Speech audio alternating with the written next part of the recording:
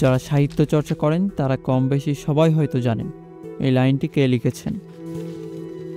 একজন মানুষ যার কাছে লেখালেখি ছিল ইতিহাস তৈরি করার মতো। সত্যজিৎ রায়ের মতো ব্যক্তি যার কাজের প্রশংসা করতেন তীব্রভাবে। শুধু সাহিত্য চর্চা না, ছিলেন ওই সময়ের সবথেকে জনপ্রিয় সিনেমা নির্মাতাদের একজন। কখনো ৮০ থেকে শুরু করে কাচের দেয়াল, জীবন থেকে নেয়া প্রতিটি সিনেমায় ছিল প্রতিবাদের ছায়া।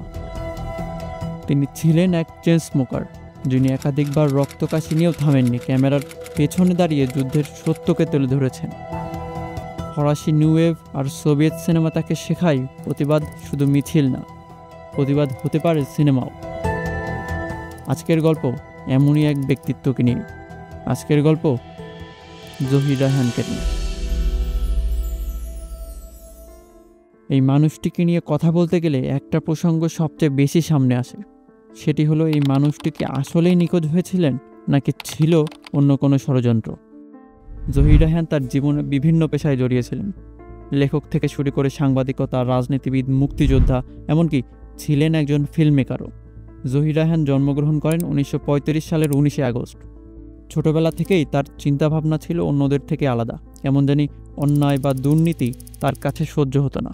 ঢাকা কলেজে পড়াকালীন বড় ভাই শহীদুল্লাহ কায়সার তাকে নিয়ে যায় কমিউনিস্ট পার্টি, আর সেখান থেকেই শুরু হয় তার রাজনৈতিক জীবন। ছাত্র জীবনের রাজনীতি, আদর্শ আর মানুষের প্রতি দায়বদ্ধতা তাকে তৈরি করে এক অন্যরকম লেখকে, যার কারণে সময়ের পরিবর্তনে সাহিত্যের সাথে তার একটি ভালোবাসা জন্ম নেয়। জহির রায়হানের সেই ভিন্ন ধারার সাহিত্যযাত্রা, যার গন্ধে ছিল রাজনীতি, সমাজ আর এক ব্যতিক্রম মানবিকতা।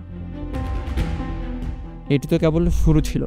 তার লেখা শেষ বিকেলের মেয়ে, হাজার বছর ধরে, আর এক ফাল্গুন, এছাড়াও এমন অনেক উপন্যাস আছে যেগুলো সময়ের দলিল হিসেবে আছে আজ। সাহিত্য থেকে চলচ্চিত্রে তার যাত্রা শুরু হয় ১৯৬১ সালে কখনো আসেনি সিনেমার মাধ্যমে। এরপর সোনার কাজল, কাচের দেয়াল, এছাড়াও পাকিস্তানের প্রথম কালার ফিল্ম সঙ্গম বানান ১৯৬৪ সালে। আর সবচেয়ে আলোচিত জীবন থেকে নেয়া সিনেমাটি আসে ১৯৭০ সালে। বলা যায় এই দিনগুলো ছিল golden periods of our film industry. এবার আসা যাক মূল বিষয়, কীভাবে তিনি নিখোঁজ হন আর এর পেছনে কাদেরই বা হাত ছিল। অনেক নিউজ আর আর্টিকেল হয়তো আপনি পাবেন যেখানে বলা হয়েছে যে তাকে একদল বিহারি আর পাকিস্তানি আর্মি মিলে গুম করে। আর হয়তো এক অংশে এটি সঠিক হতেও পারে, কারণ স্বাধীনতার পর ঢাকার কিছু জায়গাতে তখনও তাদের আধিপত্য ছিল। কিন্তু এখানে প্রশ্ন হলো, কেন ওই সময়ের সদ্য ক্ষমতায় আসা বঙ্গবন্ধুর সরকার এই বিষয়ে কোনো প্রকার তদন্ত করে না? তদন্ত তো দূরে থাক, শোনা যায় জহির রায়হানের গুমের পেছনে নাকি এই সরকারেরই হাত ছিল। মুক্তিযুদ্ধ চলাকালীন জহির রায়হান একটি ডকুমেন্টারি বানানো শুরু করেন, যার নাম রাখেন স্টপ জেনোসাইডস। বলা যায় এটি ছিল দেশের ইতিহাসের প্রথম ডকুমেন্টারি।